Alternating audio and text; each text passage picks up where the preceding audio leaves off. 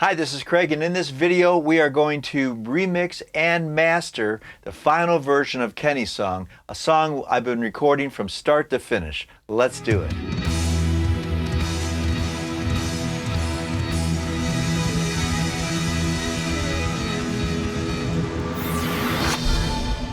Hi, this is Craig from Craig Colley Music. Thanks for joining me today. Hope you're doing well wherever you are in the world. And we are finally at the point we are mixing the song and we are going to master the final version of Kenny's song, a song we've been recording from start to finish for many, many episodes now. If you haven't seen the previous episodes, just click this card over here and that will take you to the playlist and you can see all the videos leading up to the point we're at today. Now in our last video we did a mix down, but I made a few changes that I want to share with you to start today, and then we're going to go into the mastering process. But before I do that, two things. If this is the second or third time you see me and you haven't subscribed yet, it's the intergalactic world forces telling you you need to subscribe. So please do that. And the second thing is I'm going to show you what the studio setup looks like with my speakers and the monitors for the mix down process, particularly when mixing through multiple sets of speakers. I'm going to show you that right now on this handheld camera. First, I want to show you the layout of how I have the studio set up for mainly recording, mixing, and mastering all from the same station. There are 3 monitors in the setup. This is the main monitor, and once again I use Digital Performer for my main DAW or digital workstation, digital audio station I should say.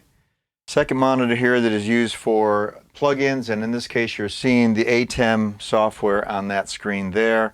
And a lot of this has been dedicated to videos. I'm shooting the videos. This is another screen over here that I monitor the 8 video shots that are in this studio. So that is the monitor situation. What I can do with these monitors when I'm not shooting videos or mixing, I can actually move them closer so I have more of a cockpit view, so they're not so widespread, because I do a lot of things on headphones, as I'm sure a lot of you do.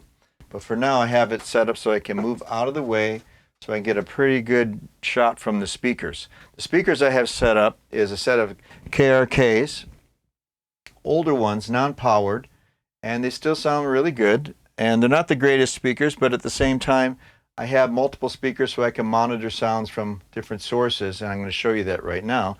That's powered by this old Alexis R100 power amp, 100 watt power amp. So I don't need a lot of power. I never turn them up all the way, they're so loud. So that's the KRKs there. They're controlled by this volume control here, and it also has a mono switch and a mute switch there, which is very handy. Then there's a second set of speakers. Right below it I have these old original Oratones. Great story about these. I found them in a thrift store for 10 bucks. Couldn't believe it. And they're probably from the 70s. I looked them up and they're probably worth, I don't know, $200 or $300 right now. So I went back to that thrift store a lot to see if they had anything else like that, but they didn't. They are hooked up to the same power amp with a switch right here that flips in between both speakers. And I'll show you that in a moment.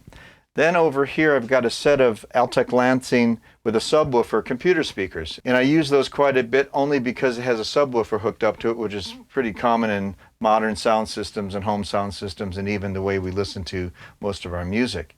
Then up here I also have a little Marshall amp that I use it mainly as a boom box. And it's another source of just what the sound can sound like. The computer speakers, the Altec Lansing, and the Marshall boombox is controlled from these 2 volume controls. And then I use Beat headphones and also Aventone headphones, depending on the need. The Beats are a little lighter weight. They still sound great. They color the sound a little bit. These are a little bit more for mixing. More about those in other videos, but that's what I use for my monitoring mainly.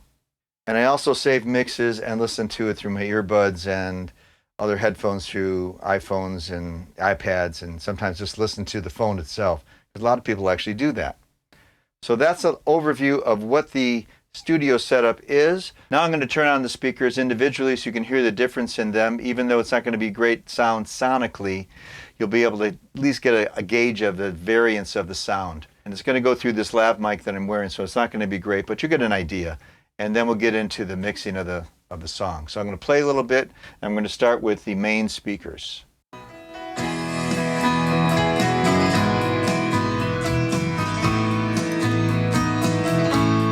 So that's the KRKs playing right now.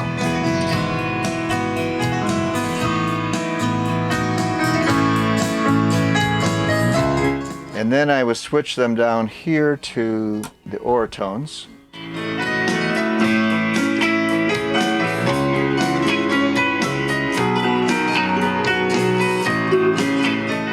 Now, incidentally, I would not have, if I wasn't shooting video, I wouldn't have this phone in front of speakers I'm trying to monitor through. So that is one thing to keep in mind. Don't block your speakers, but this is a video exercise. We're going to start with these KRKs here.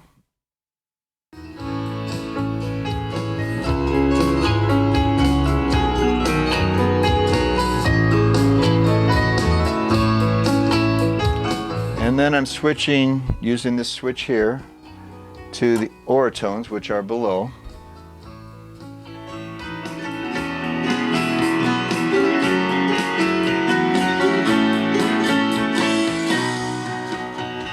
Then I'm going to switch to these Altec speakers here.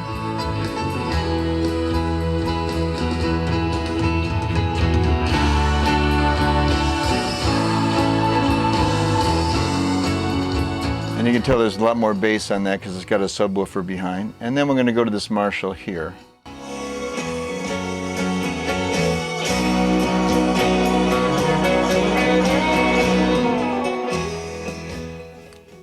So as you can tell, there's a lot of difference in the sound.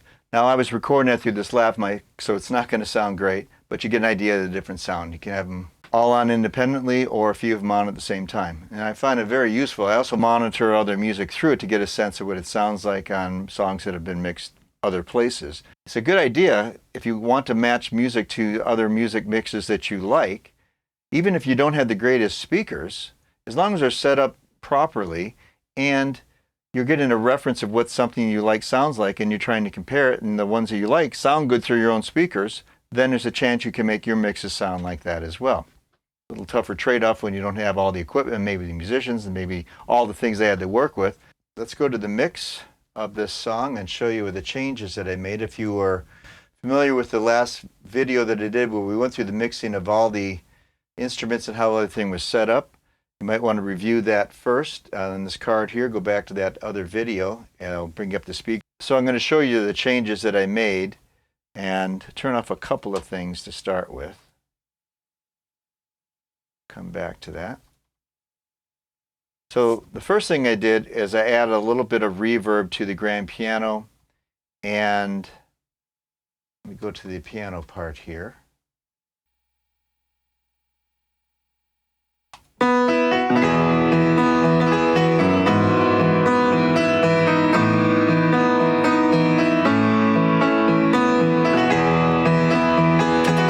What I did, this is the line for the actual bus that sends to the reverb, and this is going to a second computer.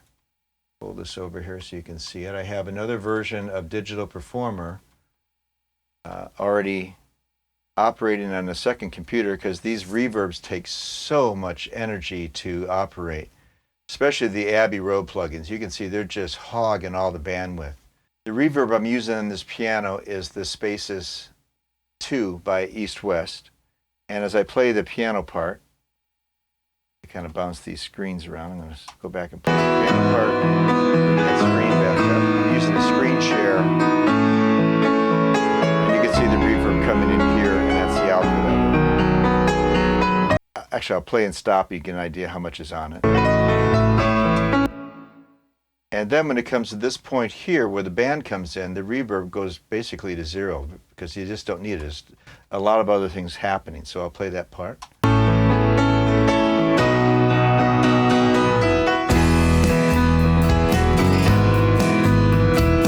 And the volume over all of the piano is here, and it's up a little bit before the band comes in and comes down. It's still the dominant instrument, but it can be a little louder in the beginning of the mix before the band comes in. So that is the first thing that I did. The second thing I did was I had all of the acoustic guitars routing through this JJP plugin, but the solo guitars, which were carrying the melody, and I'll go to this third verse here, you're going to hear the acoustic guitars take over the melody. They were too tinny coming through. They're too thin sounding coming. This is nice for the acoustic rhythms and a little more brightness, a little more presence to it, but it didn't work very well on an overall sound for this subset of solo instruments here. Let me go to solo these and show you what I'm talking about here. These here.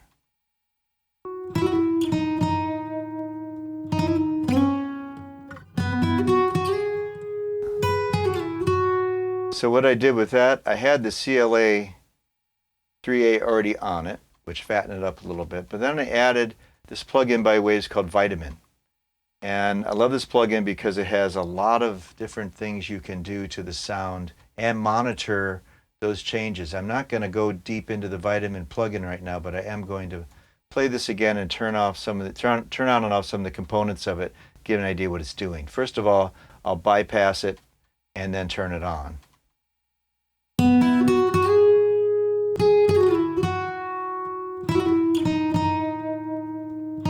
Now turn it on.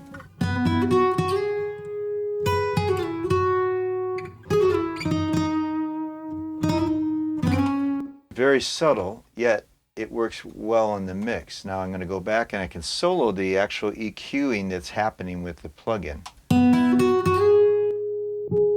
So there's the low mid, the mid, and you can change the frequency by adjusting these.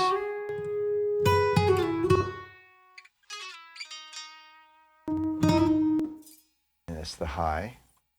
Back again. Come on.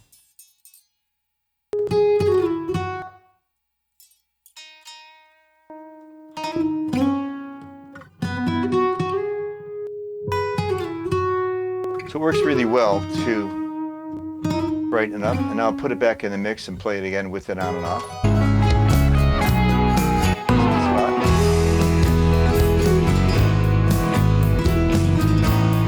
And turn it off.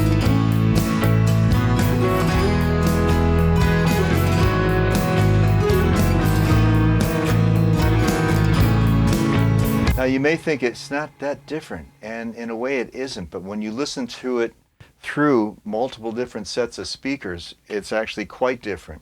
That's why you want to be able to monitor through multiple speakers, multiple types of speakers, to make sure it sounds correct and as close in all the speakers as possible, not just what you're hearing in your headphones or your earbuds or one set of speakers that you have. You have to listen to it. I actually think of this as I'm going through 6 sources, constantly referencing to make sure that this thing's working right for every mix. So that's what I did on the acoustic guitar. And the last step that I did, and sometimes I do this in the mix down, sometimes I do this in mastering, but in this case I did it on the mix out. So when I'm ready to do a mix, I would set the in and out points of the start and the finish of the song that are set here. Also in my markers, there's my in point, there's my out point. Oops, sorry, wrong one there. There's my out point there. And I also use those markers when I set the start and stop and the in and out for the recording. I've already recorded this track with all the changes. So I'm going to solo that and show you the next step of this mixing process. At this point, I have made a mix of the song, but I have added one other thing to it before I made that mix. And I put these 2 plugins in the mix down channel, and I'm going to turn them on and then off so you can hear the difference in the overall mix. These are plugins that simulate going through a mixing console. And I'm going to turn them on and off. I use 2 of them. So right now they're on, and I'm going to take this from a midpoint in the song because that'll give us a better bearing of what that sounds like.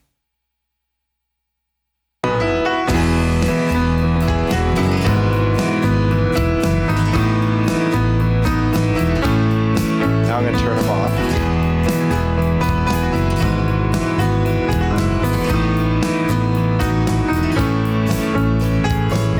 Same section again with this one on. So what this is doing, it's driving it through a Neve board, put a little bit of drive so you're pushing the harmonic distortion just slightly on the track. And this is also going through the CLA mixdown plugin as well.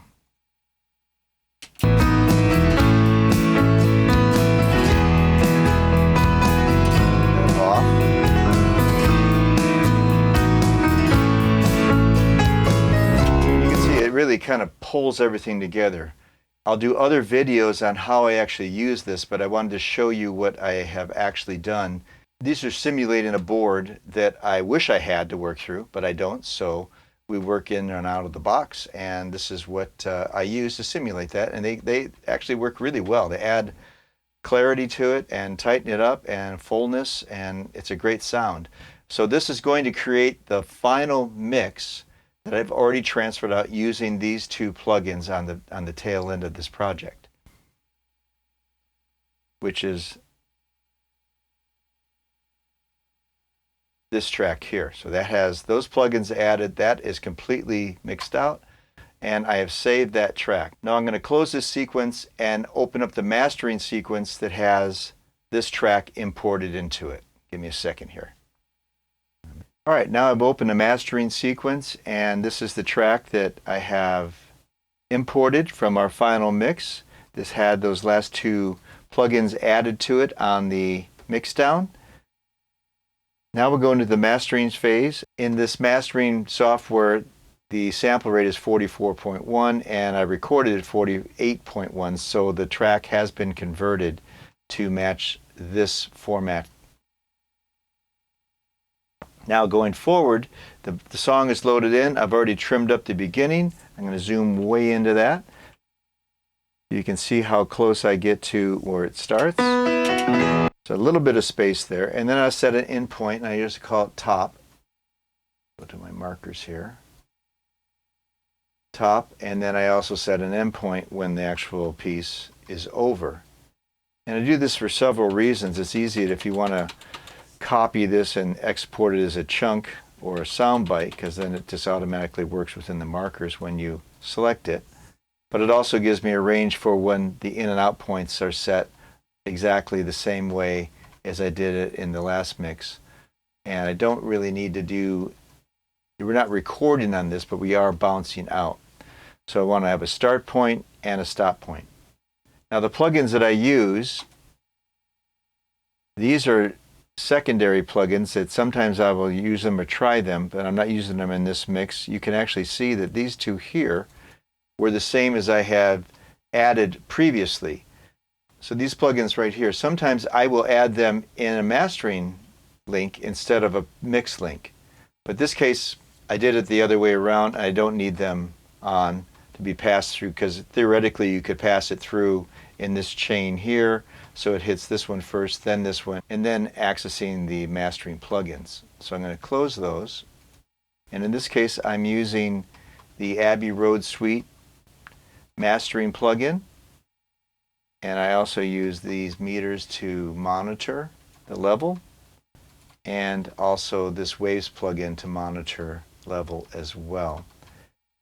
On my actual sequencer, I have my mix down here at -2. And the reason for that is I don't want this thing to go flat to 0, because in most music on streaming services, there's somewhere between a -18 to a -12 requirement. And so I try and mix my music to that without having any problems with them turning it down too much or trying to turn it up too much. So that's been really the norm for me to mix my music at. So in this mastering plugin, there's several components to it. I'm not going to cover all those. I'm just going to show you what it sounds like by using this plugin, turn it on and off. Back up where there's some band music playing. We'll start it from here.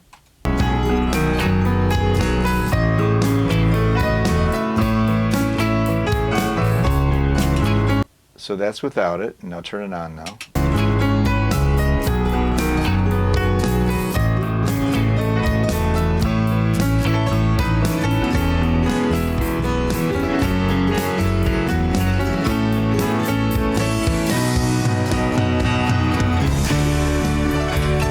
Turn it off.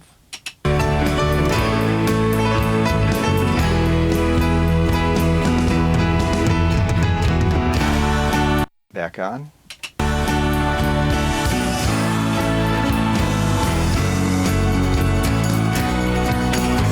So as you can tell, there's a remarkable difference there. I love the way that this plugin works. One of my favorite parts about it is using the spreader. I'm going to demonstrate that, and I'm going to put it to 0, and then I'm going to bring it up to +4 where I had it. And you'll need headphones on to hear this.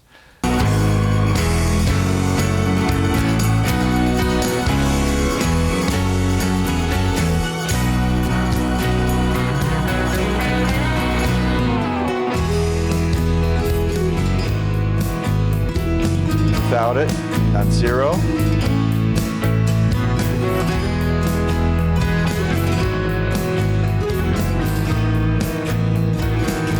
It just broadens the sound. It just works fantastic. And really, there's not a whole lot I need to do because the mix is so close. This is just adding a little bit more enhancement to the sound, a little color, a little more of an imaging spread, and going into these different modules the way I've got them set up. So if you want to take a screenshot of this, you can see exactly what I use, and you can try this for yourself if you have this set of plugins. This came from the Abbey Road mastering suite. This gives me an idea of where I'm peaking and how hot the mix is. And I also look at the sequencer where that's at, and I also use this wave plugin as well. And this gives me a good idea of overall balance. This is a much better plugin to be more thorough.